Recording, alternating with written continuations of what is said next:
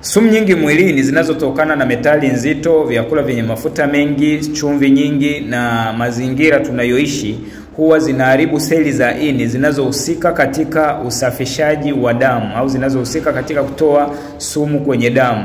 Sasa hizi seli zinapoharibika inasababisha mrundikano wa uchafu mwingi, yani cholesterol plaque zinarundikana kwenye mishipa ya damu, na hizi huwa zinaathiri mzunguko wa damu, zinapelekea damu kukwama, kuzunguka kwa shida na kuharibu mishipa. Hali kama hii inasababisha shinikizo la juu la damu. Kwa hiyo ili kuondokana na shinikizo la juu la damu, jambo la kwanza ni kuhakikisha tunatoa sumu mwilini na kupunguza uzito ambao na wenyewe pia unaweza ukasababisha mafuta mengi kwenye mwili na kusababisha shinikizo la damu. Kwa hiyo lazima tupunguze uzito, tutoe sumu mwilini, na kutoa sumu mwilini ni kupata lishe ambayo ni nzuri, lakini pia kuhakikisha tunaendelea na challenge yetu ya kutoa sumu mwilini kwa kutumia C24/7 Natural Cetical na Liver Care. Leo ni siku ya 6 ya challenge yetu ya kutoa sumu mwilini, na leo tutaangalia namna tunavyotoa sumu mwilini zinazoathiri ini na kuondoa cholesterol au kuzuia cholesterol ambayo inasababisha shinikizo la damu.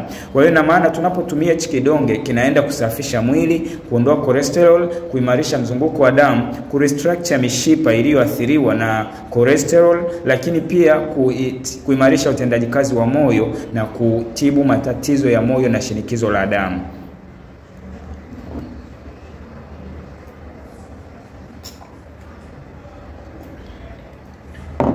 Tiba hii tukumbuke kwamba ni asili kwa 100% na haina madhara kwenye mwili wako, hata kama unatumia dawa za hospitali za kuimarisha shinikizo la damu. Kama una shinikizo la damu utatumia package ambayo tutaielezea hapa chini kwenye maelezo ya kuondoa shinikizo la juu la damu, lakini pia kama ndo inaanza unaweza ukatumia hata hizi kwa ajili ya kuimarisha au kutoa sumu mwilini. Ili kuzipata nitafute WhatsApp kwa namba inayoonekana hapa chini, soma caption kujua kuipata maelezo kwa undani, na pia comment neno niunge kujiunga na group letu la mafunzo bure.